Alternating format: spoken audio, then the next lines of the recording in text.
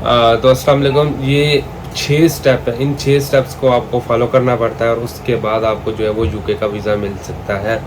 तो यूके का जब भी वीज़ा आपको अप्लाई करना होता है तो सबसे पहले तो आपको ऑनलाइन एक एप्लीकेशन के फ़िलअप करना पड़ता है, जिसके अंदर स्टार्टिंग होती है पहले पॉइंट से और एंडिंग होती है 6 पॉइंट में। जो स्टार्टिंग में आपने पहले एक अकाउंट बनाना होता है जो आपकी ईमेल पर आता है, उसके बाद एप्लीकेशन फॉर्म आता है, वो ऑनलाइन आप फिलअप करते हो। स्पॉन्सर की डिटेल और अपनी डिटेल आपने अपने पास रखनी है।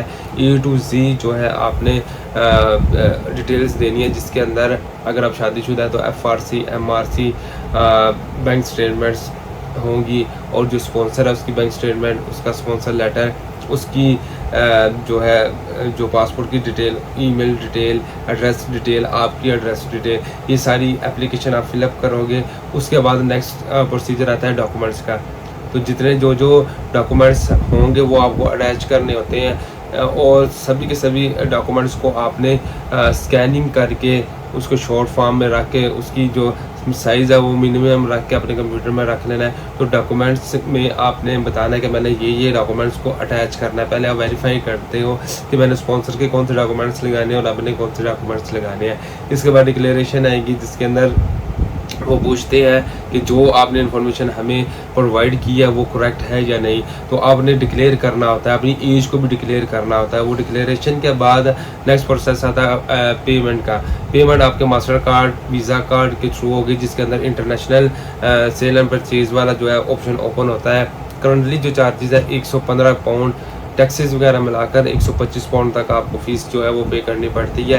तो ये आप जब फ़ीस पे कर देते हो तो आपको फ़ीस पेमेंट की कंफर्मेशन भी आपकी ईमेल पर आ जाती है। उसके बाद आपका जो UK.gov का जो लिंक होता है उसको VFS से कॉन्टेक्ट कर दिया जाता है, और वहाँ पर जाकर आप फर्दर एक्शन लेते हैं। फर्दर एक्शन में सबसे पहले चीज़ जो आती है वो अपॉइंटमेंट होती है। अपॉइंटमेंट को 3 तरह की अपॉइंटमेंट जो है वो यूके की आती है। एक फ्री आती है जिसको स्टैंडर्ड अपॉइंटमेंट या फ्री बोला जाता है, एक पर्पल बॉक्स में आती है और एक येलो बॉक्स में आती है, जिसके चार्जेस 48 पाउंड और 79 पाउंड के करीब होते हैं।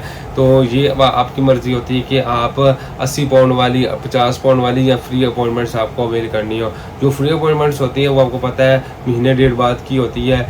जो प्रीमियम या लॉन्च वाली होती हैं वो बहुत करीब वाली होती हैं। तो वो अपॉइंटमेंट को अवेल करना आपकी जेब पर मुनहसर होता है कि आप किस तरह बुक करते हैं। तो जब आप अपनी अपॉइंटमेंट को अवेल कर देते हैं तो जहरी में सिर्फ और सिर्फ आपने उस दिन पासपोर्ट लेकर जाना होता है। अगर आपने डॉक्यूमेंट सारे के सारे अपलोड कर दिए, अगर अपलोड नहीं किए तो जहरी में आप जाएंगे तो आपके चार्जेस अच्छे खासे वो अपलोडिंग के भी ले लेंगे। तो बेटर यही कि जिस कंसल्टेंट को आप हायर करते हो उसी की जिम्मेदारी लगाएं कि वो ही अपलोड करें। जब अपलोडिंग हो जाती है, आपकी बायोमेट्रिक होती है, तो उसके बाद फर्दर प्रोसेसिंग होती है।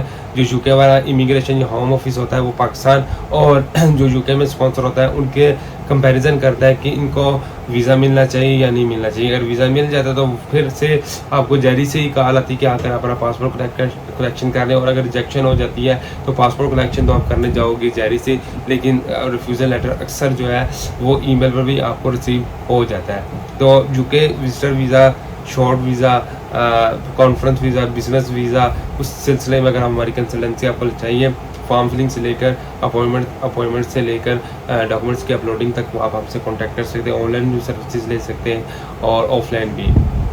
तो नेक्स्ट वीडियो तक के लिए अपना ख्याल रखिएगा। डिस्क्रिप्शन में, स्क्रीन में आपको हमारे नंबर शो हो रहे होंगे। अल्लाह हाफिज़।